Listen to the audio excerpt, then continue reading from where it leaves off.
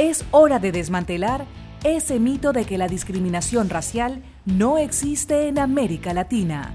En esta edición de Efecto Naim, exploramos cómo el racismo atenta contra los derechos de los ciudadanos e impide el desarrollo de la región. Además, el epidemiólogo David Michaels nos cuenta cómo las grandes corporaciones han manipulado la ciencia para poder vendernos todo tipo de peligrosos productos. Y le mostramos las insólitas tácticas que han implementado los gobiernos para hacer respetar las cuarentenas. Esto y más a continuación.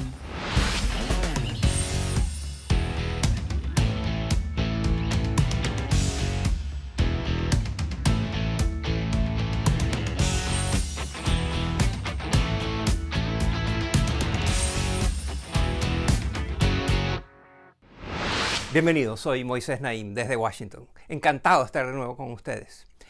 El 25 de mayo del año 2020 es un día histórico para el señor George Floyd. Ese día lo asesinaron.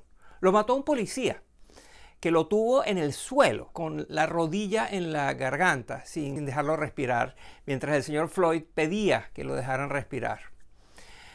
Ese día no solo fue histórico para el señor Floyd, donde terminó su vida, sino que también puede haber sido el despertar, el reanimar, el potenciar un movimiento que ya existía para la reivindicación de los derechos civiles de los ciudadanos en Estados Unidos afroamericanos. Y de hecho se dispararon protestas en muchísimas ciudades de Estados Unidos, pero también en Inglaterra, en Francia, en África, en Corea del Sur, en algunas partes de América Latina.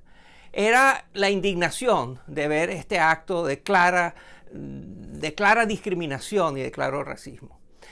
Esto tiene que ver con América Latina. En América Latina siempre hemos dicho que no hay discriminación racial, puesto que en América Latina todo el mundo está mezclado y hay un mestizaje donde realmente la discriminación no ocurre. Eso es una mentira. Esa mentira ha servido para ocultar una larga historia de injusticias y de discriminación racial. Miren. Para algunas familias acomodadas en Perú, un funeral tradicional significa una cosa: cargadores de ataúd afrodescendientes. Es considerado un símbolo de estatus y tiene sus raíces en la esclavitud. Eso se debe a una herencia colonial que nos coloca a los afrodescendientes en posiciones de servicio a los otros, a las personas mestizas y blancas. La periodista Sofía Carrillo Segarra asegura que esta herencia se manifiesta en toda América Latina, pero aún así hay una negación permanente de que el racismo existe. ¿Por qué? Porque queremos borrar la historia. ¿Por qué? Porque no queremos tener memoria, porque desconocemos a la trata esclavista como una situación que marcó la vida de las y los afrodescendientes. Las condiciones en las cuales los esclavizados lograron su libertad no permitieron una inserción adecuada a la sociedad. Es así que los afrodescendientes representan el 38% de la población de la región, pero componen el 50% de aquellos que viven en pobreza extrema. Ese clasismo latinoamericano del que tanto se habla tiene color y limita las posibilidades de las personas negras. 1 de cada 4 mujeres afro-uruguayas es empleada doméstica. Entonces es un cargo que paga pésima, que realmente no es muy valorizado en la sociedad. También sabemos en países como Ecuador, personas afrodescendientes tienen más de 13% de probabilidad de estar en el sector informal cuando estamos haciendo la comparación con sus pares. Y la mujer afrodescendiente en Brasil gana 42% menos que su contraparte varón y blanco en el país. Judith Morrison, de la División de Género y Diversidad del Banco Interamericano de Desarrollo, nos contó que incluso los afrodescendientes más educados enfrentan dificultades para acceder a buenos empleos. Es por eso que expertos abogan por ir más allá de expandir el acceso educativo, para repensar la educación y que desde los niveles más básicos se cuestionen los estereotipos que perpetúan estas inequidades. Son los estereotipos que viven a través de refranes, como el que en 2013 la Casa de la Cultura Afro-Uruguaya pidió eliminar del diccionario. En nuestro lenguaje cotidiano existen expresiones que pueden tener un uso discriminatorio. Una de ellas aparece en el diccionario. Trabajar como un negro. Es el tipo de ideas racistas que inundaron las redes sociales cuando una mujer puertorriqueña, rubia y blanca, quedó de primera finalista en el concurso de Miss Universo de 2019, mientras que la sudafricana Sosibini Tunsi se llevó la corona. Y quizá el más mortal de todos, el estereotipo del afrodescendiente criminal, que resulta en una constante victimización de las personas negras. Considere esto. En 2018, en Estados Unidos, se registraron 998 muertos a manos de policías. 229 eran afroestadounidenses. Ese mismo año, en Brasil, murieron 6.220 personas en operaciones policiales. 4.991 eran afrodescendientes. La cifra en Brasil es 21 veces más alta que en Estados Unidos. Y el problema de la brutalidad policial no es exclusivo del gigante latinoamericano. Judith Morrison también asegura que la tasa de mortalidad ante enfermedades como el COVID-19 es más alta entre los afro-latinoamericanos. 68% de los enfermeros básicos que atienden a las personas y tienen más contacto con fluidos, etcétera, en condiciones más peligrosas, son afrodescendientes en Brasil. En Perú, los afrodescendientes tienen 8% más propensidad de tener una enfermedad crónica, que también es otro factor de vulnerabilidad. Aún así, datos demuestran que los afrodescendientes acuden a clínicas de salud con menor frecuencia por temor a ser discriminados. Es el caso, por ejemplo, de muchos migrantes haitianos en Chile, cuyo riesgo ante el coronavirus se exponencia por sus precarias condiciones de vivienda y por brotes recientes de actos racistas. Para conseguir justicia, expertos llaman a implementar políticas públicas que aborden el racismo estructural, que generen vías efectivas de comunicación entre las comunidades negras e instituciones de la sociedad y que sancionen la discriminación. Y no solo un tema de derechos humanos. Un reporte del Banco Interamericano de Desarrollo calculó que las economías de América Latina se podrían expandir en más de un tercio si se incluyera a los afrodescendientes plenamente en la fuerza laboral. Yo recuerdo hace 5, 10, 15 años, hablar de racismo era un sueño para quienes lo hacíamos en espacios más privados y ahora lo estamos haciendo en medios de comunicación masivo. Ese es un cambio, pero necesitamos más. Más es que entendamos que la lucha por desmantelar el racismo no se limita a este momento. Es un trabajo diario y nos compete a todos. Para Efecto Naim, soy Alexandra Colonamil. El racismo en América Latina. Ya es hora de traerlo a la palestra pública y tener debates nacionales acerca de quiénes somos, cuál es nuestra naturaleza como sociedad y cómo toleramos la discriminación y qué hacer al respecto. Al regresar a la pausa cambiamos el tema. Voy a estar conversando con un prestigiosísimo epidemiólogo que trabajó en el gobierno de Estados Unidos y ahora es profesor y que ha investigado durante años, ha vivido durante años las consecuencias de tener científicos cuya misión, cuyo trabajo es sembrar dudas. Los llama los mercenarios de la ciencia. Después de la pausa.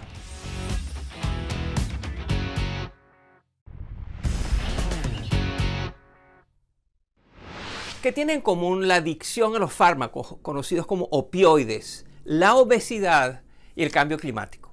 Bueno, lo primero es que las tres son amenazas a la sociedad, las tres nos pueden hacer pasar momentos muy difíciles.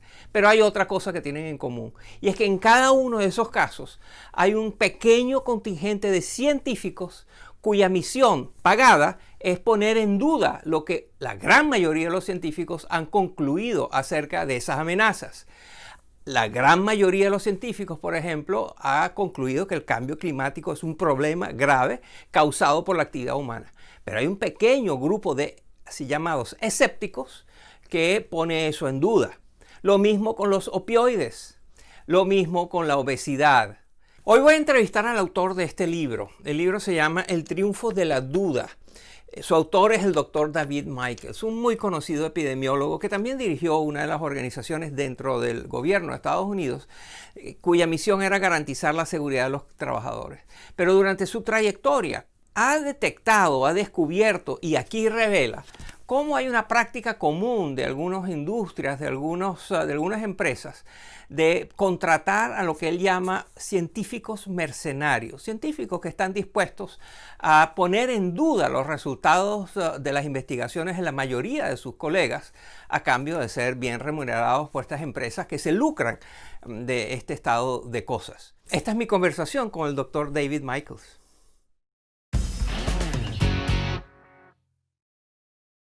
En su libro, El triunfo de la duda, usted habla de la ciencia mercenaria. ¿Qué es eso? Moisés, la ciencia mercenaria es ciencia producida para satisfacer una necesidad comercial, ganar un caso legal o convencer a una agencia gubernamental de no proteger al público de un producto dañino para la salud. La industria del tabaco, por ejemplo, contrató a científicos para refutar las investigaciones de otros científicos.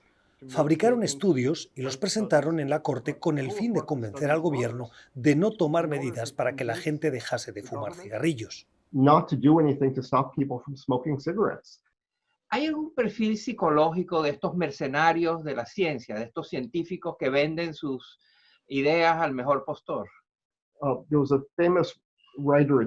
Había un famoso escritor estadounidense de principios del siglo XX que dijo que es muy difícil convencer a un hombre de un hecho cuando su salario depende de no creer en ese hecho.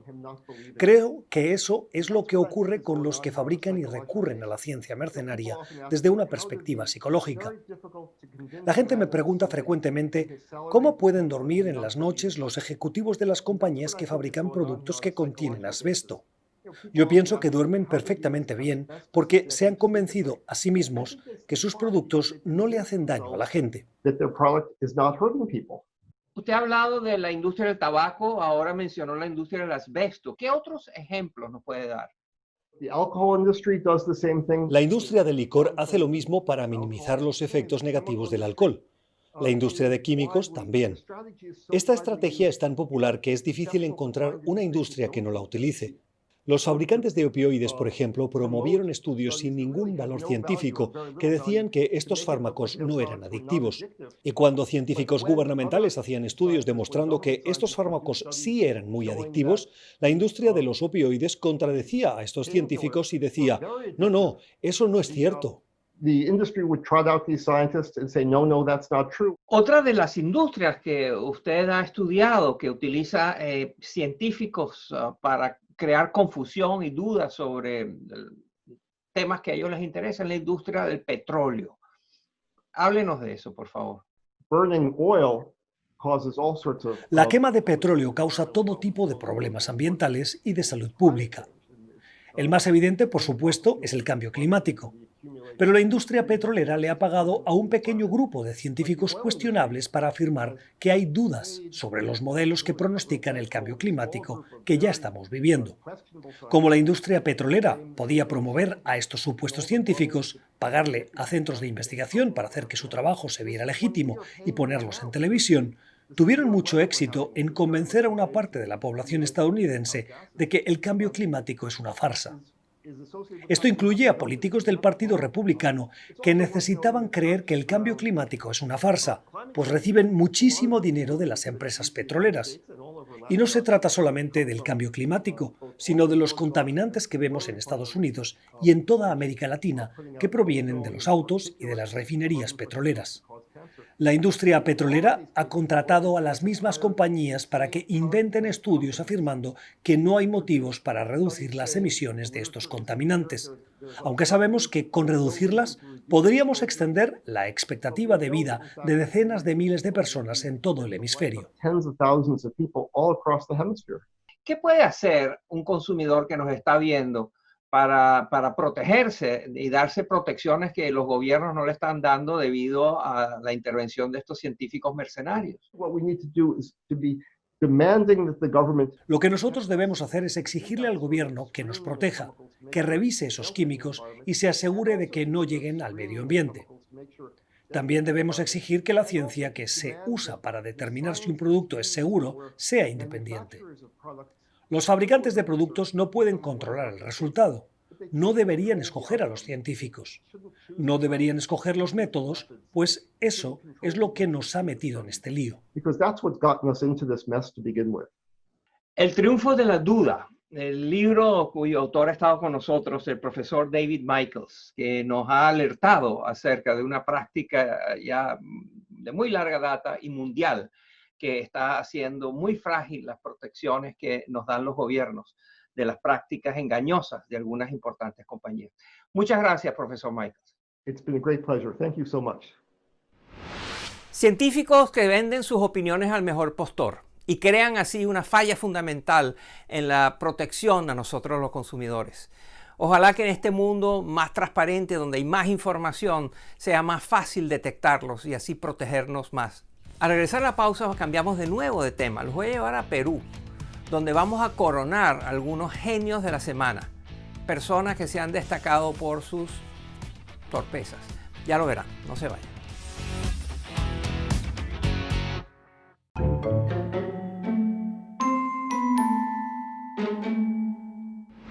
Como ya he dicho en programas anteriores, estamos utilizando la pandemia para coronar genios de la semana. La genialidad de la semana es nuestra sección tan popular donde una vez a la semana detectamos y presentamos algún poderoso o algún funcionario público, algún empresario o alguien con poder que abusa de su poder o que comete torpezas o que comete el tipo de cosas que vamos a ver que hicieron estos alcaldes de Perú. Miren. Jaime Urbina Torres es alcalde de un pequeño pueblo en Perú llamado Tantará, y recientemente una de sus fotos le dio la vuelta al mundo. El alcalde está vivito y coleando, pero cuando autoridades lo sorprendieron violando la cuarentena y bebiendo cervezas con amigos, Urbina Torres decidió fingir estar muerto para evadir a la policía. Más insólita aún fue la explicación que dio al medio América TV. Mi persona se acercó donde están fabricando el ataúd junto con el regidor Víctor Martínez con la finalidad de verificar el ataúd, el tamaño, la altura, el ancho. Ese fue el motivo por el cual yo me eché al ataúd. Qué casualidad que le dio por inspeccionar ataúdes en ese preciso momento. Al menos 16 alcaldes peruanos se han visto involucrados en escándalos durante la pandemia. Entre ellos está Elder Fernández, del distrito de Querocoto, a quien la policía sorprendió 2 veces borracho. La primera vez lo encontraron festejando en una casa y los agentes se lo llevaron a la comisaría. La segunda estaba conduciendo en estado de ebriedad y prometió abandonar la política si lo dejaban en libertad. Quizá no es tan mala idea. Sean personas de bien. El alcalde del distrito de Manatay, Víctor López Ríos, aprovechó para sacar su lado depredador. Estás acá para que me hagas el amor. Le pidió favores sexuales a su asistente legal a cambio de no despedirla. Ahora afronta un juicio por acoso sexual. Y la policía se llevó arrestado al alcalde Carlos Machuca Romero por organizar una celebración de cumpleaños en su domicilio. Tal vez este comportamiento no es de sorprender de quien se cree rey del pueblo de San Carlos. Genios memorables en la época de coronavirus. Si usted conoce de alguien que haya aprovechado de la pandemia para cometer tonterías, para abusar de poder o para distorsionar las cosas, por favor avísenos. Utilice mi cuenta personal en Twitter, @MoisésNaim, o la cuenta del programa, @EfectoNaim. Y para cerrar el programa les tengo un catálogo de las estrategias, tácticas, trucos que han utilizado los gobiernos para que la gente se quede en casa, para luchar contra esa propensión a no querer estar encerrados. Diferentes gobiernos, más de 100 gobiernos han adoptado las más diferentes y a veces medio locas ideas acerca de qué hacer para que la gente no salga. Miren. A las autoridades del municipio Sragen, en Indonesia, no le bastaron los argumentos científicos para mantener a la gente en casa durante la pandemia. Es por eso que decidieron asustar a la población, encerrando en casas embrujadas a quienes se atrevieran a violar la cuarentena. Ya sudah 2 hari ini dia nangis-nangis terus. Un hombre lloró durante 2 días. Le expresó su arrepentimiento a los voluntarios de la casa embrujada y escribió una carta indicando que si viola las reglas nuevamente, lo traerán de regreso. En Malasia también recurrieron al miedo para garantizar el aislamiento. El ciudadano Muhammad Urabil Alias decidió disfrazarse de un fantasma que figura en la mitología asiática para ahuyentar a quienes salieran de sus casas.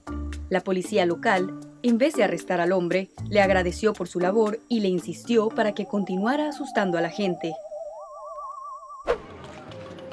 El castigo por salir sin las debidas protecciones en Madagascar es limpiar. Más de 500 personas han sido obligadas a barrer las calles por frecuentar lugares públicos sin mascarilla. Tendré cuidado ahora, usaré una mascarilla cuando salga a la calle y me esconderé cuando vaya a fumar. En Colombia, los agentes de tránsito adoptaron una peculiar campaña de concientización. Mientras un vehículo los paseaba por las calles, un grupo de oficiales replicó el baile africano del ataúd, una coreografía que se hizo viral en las redes sociales a principios del 2020. Simultáneamente, otros oficiales demostraron la práctica del lavado de manos. Recuerda que el tapabocas es de uso obligatorio. Y en India, 10 turistas fueron obligados a escribir 500 veces "lo siento" como castigo por no acatar las medidas de confinamiento. Peculiares tácticas de los gobiernos para impedir que la gente salga de la casa. Este ha sido nuestro programa de hoy. Espero que les haya interesado, que les haya gustado y espero que nos veamos la semana que viene. Gracias.